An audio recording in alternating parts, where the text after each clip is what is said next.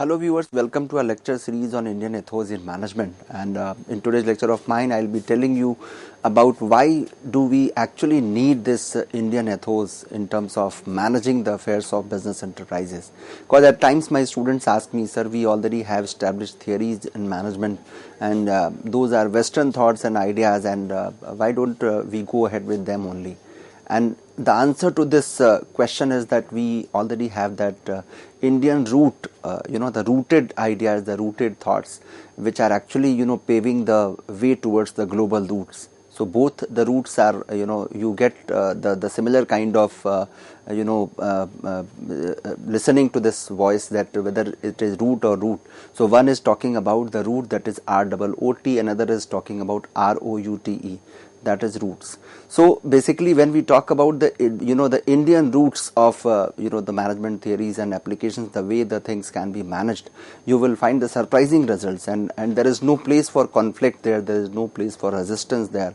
It is all about accepting each and every person or each other in a business organization, in a business setup. And now with the emergence of the increasing significance of Indian knowledge system, the management is also not devoid of this kind of theories, this kind of theories and ideas, where we have already in place the Indian ethos, and it can be very much applied in the field of management as a discipline also. So my dear learners, when we look at the management as a subject, people think that it is basically an art of getting things done by others. So simply getting a particular task done by others cannot be called as management, because management is basically a discipline where you understand, where you basically learn how to manage the things initially, and also in order to achieve the vision and goals of a business enterprise, or what you call as corporate vision.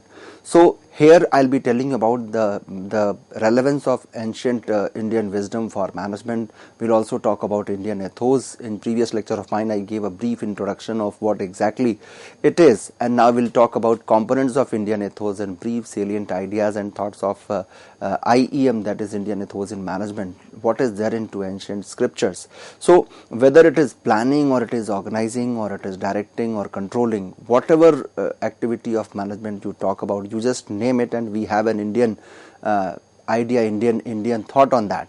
So whatever problems we are facing in a business setup, we already have a solution to that problem in our Indian scriptures, in our ancient Indian scriptures.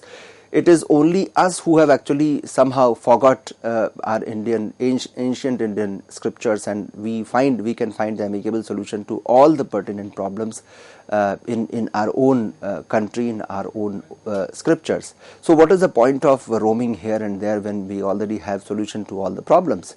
So what is there into ancient Indian wisdom for management, that I am going to tell you in this lecture of mine. If we talk about the Indian civilization, it is having a record history of more than 5,000 years.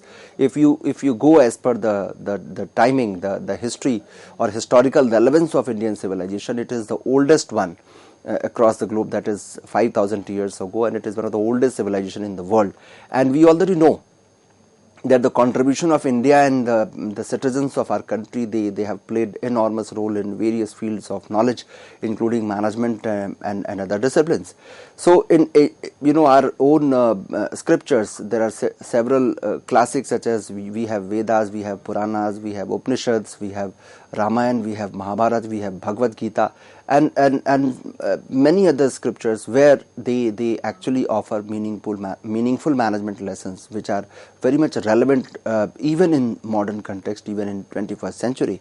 So those age-long learnings or lessons which are still relevant today, that is something which we need to realize the very relevance, the very significance, the very importance of those ideas, those lessons. So if we take Bhagavad Gita only, where Lord Krishna is simply preaching Arjun, some people may think that it is simply a communication between the two people. Lord Krishna was giving lessons, or he was preaching Arjuna in the battlefield, and the kind of lesson he got, it was not only for Arjun, it was for the entire humanity. So if we believe those lessons and their relevance, we find that they are actually having they can bring metamorphical change into the business enterprises, even into our lives, the way we are living, the kind of stress we people are having in our day-to-day operations. We find a very amicable and obvious or natural solution to those problems. So why not apply those those ideas in the field of management? That is why we are here to discuss about Indian ethos in management. And the Indian ethos is basically the outcome of the Indian way of life, and some people call it Hindu way of life.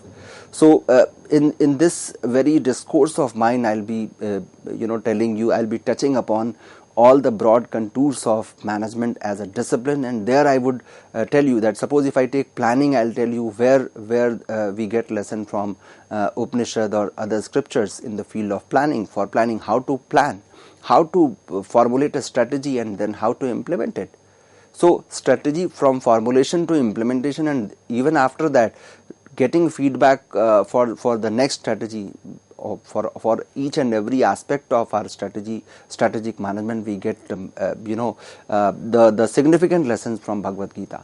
So those aspects I'm going to touch upon when I'll be discussing about the different functions of management and the way our Indian ethos are relevant in the field of management. So they are basically the application of principles of managing an organization revealed in our ancient wisdom described in Bhagavad Gita and Upanishads, and those lessons, they are basically acting as a guiding principles in the field of management.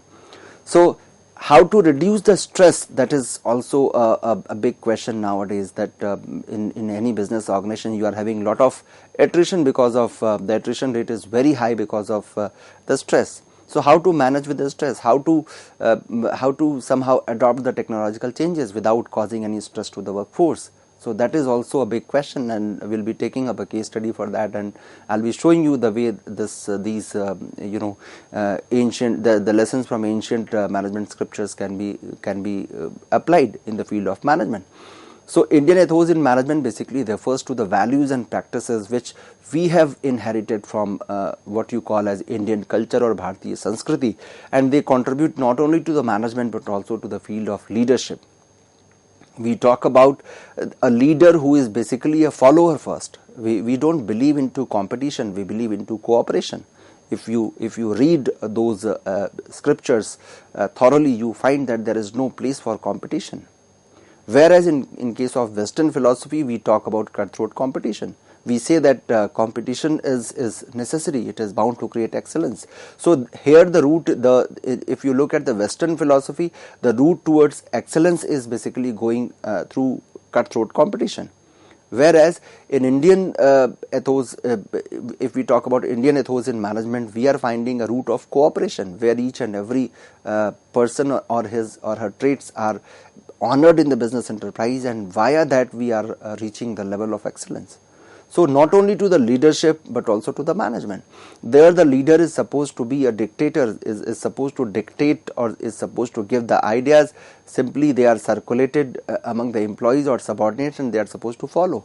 Whereas in case of Indian Sanskriti, Indian culture, what you call as Bharatiya Sanskriti, here we believe that a leader is supposed to follow the concept of management by walking around. You have to be with your subordinates all the time. You should be available whenever they are facing some kind of crisis, and you are there to offer a solution to that. So basically we talk about hand holding. There are different gunas, different merits of leaders which are described in our ancient literature, ancient scriptures, and there we find that leader is not only supposed to formulate the strategy, leader is supposed to first of all give you the idea what is to be done. And after that, the leader is supposed to ensure that you execute those plans, whatever plans they have designed, they have crafted or drafted, that need to be executed. And somehow, if the subordinates are not able to achieve those goals, the leader's role is to go for hand holding and ensuring that they are able to achieve their goals. So there is a complete, you can say, I would say there is a metamorphical change in the entire definition of leadership if we actually implement the lessons from Indian scriptures. So Indian ethos in management is Indian ethos is very rich in terms of bringing significant change in the way we are basically executing or dealing with the day-to-day problems in the field of management. So these values and practices, they are basically rooted in our Sanatan Dharma, which is known as the eternal essence, and they have been influenced by various strands of Indian philosophy, and you find huge literature on that. People have started realizing. I'm not only telling you all these things from the scriptures, but also from the research papers. Nowadays we have got we find various researches being conducted on those philosophies, on those ideas, on those lessons, and they have realized that yes, it is able to bring surprising results. The manpower is the same, but it is only the orientation. The moment it changed, the entire result is going to change. So it is up to you to decide whether you want cooperation in your organization or you want a cutthroat competition in your organization, because ultimate goal is to achieve our ultimate objective, ultimate goal. And of course you have to fructify your vision of organization in whatever organization you are working. You have to fructify the very vision of that organization, and for that I personally feel that cooperation is always better than that of competition. So if we look at the different key components of Indian ethos, we find apart from other components, the key components are that we are having the sublimation to ego rather than ego assertion. We are having sacrificing spirit in place of fighting spirit. This I have already explained in brief in the previous lecture of mine, and we are going to take it up further with greater details. Sacrificing spirit in place of fighting spirit. We should not fight with each other, because there is no battleground in the organization. We are basically working together to achieve the same goal. So everyone should have that feel of achieving the same goal, that we are sailing in the same boat and the destination is the same. So what is the point of having that fighting spirit? We should have a sacrificing spirit. We should work in a cordial manner and try to achieve the desired goal. And there has to be a team achievement rather than individual achievement. Spiritual attainment is of course bound to come apart from the material prosperity, whatever we are achieving in terms of our profitability, in terms of our sales maximization, profit maximization, wealth maximization. We have the welfare maximization also. We find a place where our organization is finding a place where each and every employee is treated as part of family. The organization is treated as a family, not as an institution. We consider each and everyone to be part of that family, which is an extended family, and everyone is having a cordial relationship with each other. And there is no place for hatred, there is no place for competition, there is no place for cutthroat competition, I would say. So those ideas and thoughts, this we have already discussed, that we have to talk about Atmano Mokshartha Jagat Hitaya Cha Arche Dana Manabhyam. We have an idea of Atmana Vindate Vidyam Vidya Vindate Mritam. This I have discussed in the very introductory part of our lecture on Indian ethos in management, yoga, karmasu, kaushalam, and just going ahead with the same idea, with the same background, I'll be telling you what are those basic principles of IEM. That is something which we have to discuss today in great detail. So we talk about, we assume that every person, every individual working in an organization is blessed with the immense potential, energy and talents for perfection. As human being, they have the spirit within their heart, which is rarest of the rare trait which we have got in any kind of the living things. That is, human being is the only being which has got the spirit within their heart. And we have to follow the holistic approach, indicating the unity between the divine, and we have to talk about unity between the divine, individual self and the universe. So my dear learners, we talk about developing that intuitive capability within an individual who is working an organization, which is also known as Gyan Chakshu or the eye of wisdom, where you can have that foresight, you can have that insight about whatever you are doing. You can foresee the troubles which may come on our way, or we can talk about developing the inner sources to that level where we find each and every employee of the organization to be so powerful that they don't require much of the outer resources. Their inner resources are much more powerful than outer resources, and of course we realize that divine virtues are the inner resources, and it is basically the man who is going to create the other material resources. So man is always powerful than that of machine, which is actually man-made thing. So capital, material, plant and machinery, we all know that they are outer resources, and we talk about the selfless working without any kind of attachment. See, when we look at the Indian ethos in terms of managing the things, we find that it says that you should, first of all, you should leave that karta bhav into you.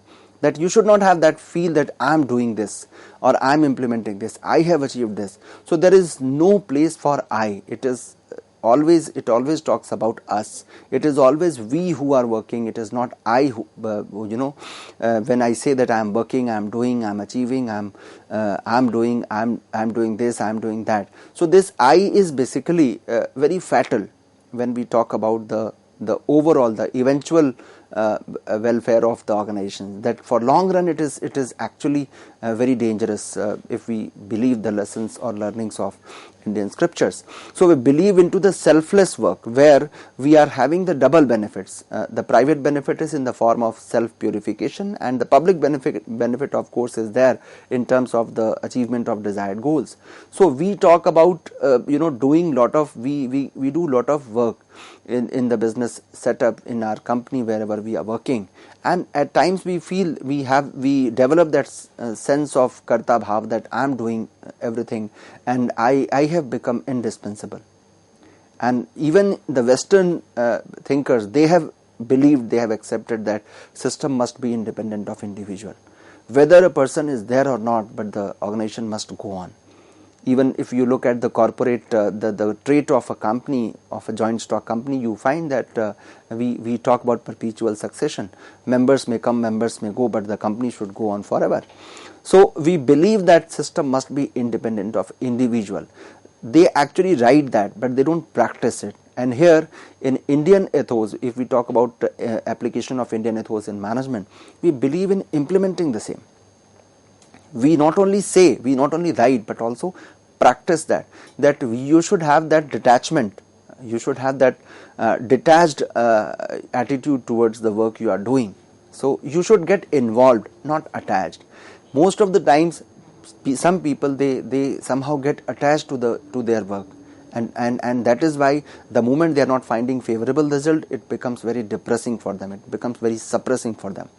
So we only have the right to work, we only have right to do the karma, and the result is always there in the hands of Almighty. So we are no one to expect for the result. And if we believe into the lessons of Lord Krishna in Srimad Bhagavad Gita, we say that karmanyeva adhikaraste ma phalesu kadachana. So we have the right towards the karma, not towards the results, not towards the gains of that. So we talk about the karma yoga, we talk about the selfless work, the attitude of selfless work.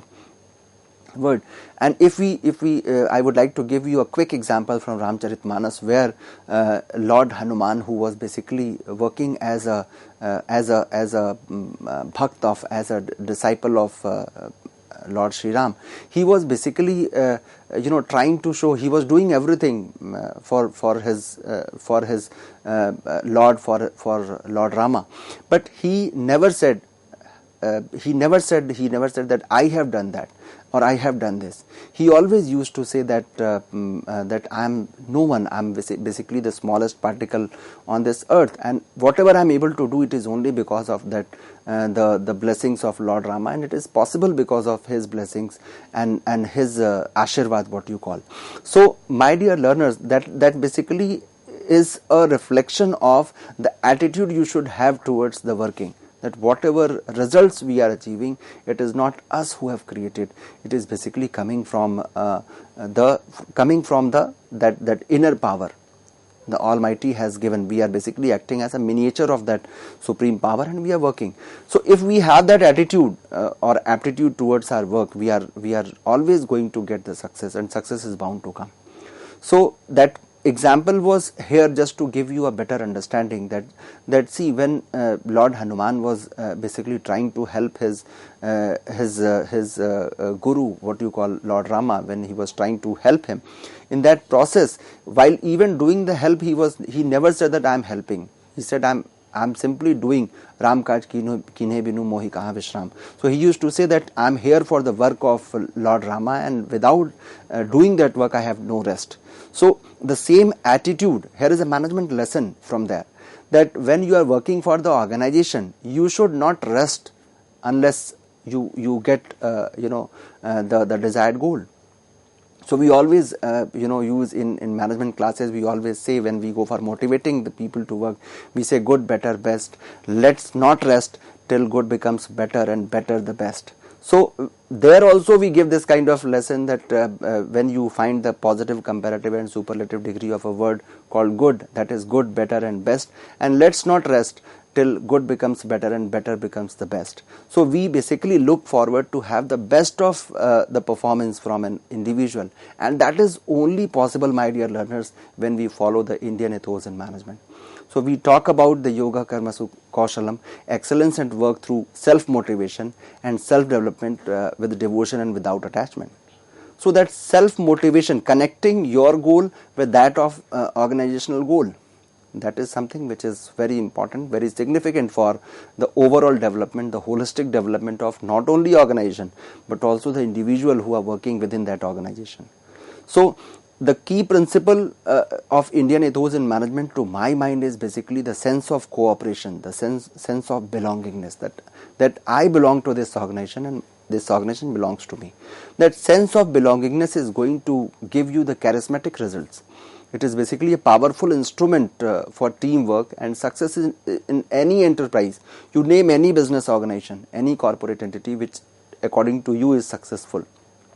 If you look at the philosophy of that very organization, you would find that cooperation is basically is there at the background, and it is the cooperation which is ensuring that people don't compete, but in place of that they cooperate to achieve the organizational goal.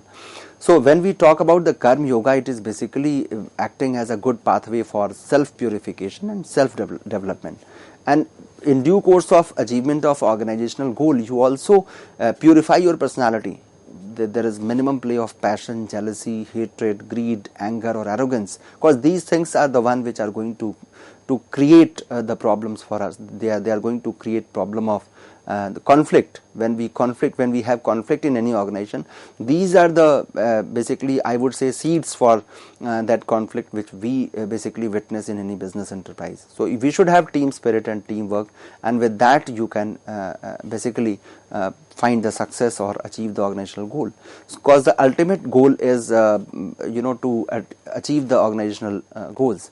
So we already had a discussion on Nishkam Karma and Sakam Karma, and I'll be telling you about the different traits of Indian ethos when it comes to implementing it in the management. What is there in the mindset of manager, that I'll be telling you in the next lecture of mine. I hope you must have understood briefly the key components of Indian ethos in management and enjoyed today's lecture of mine. Thank you so much.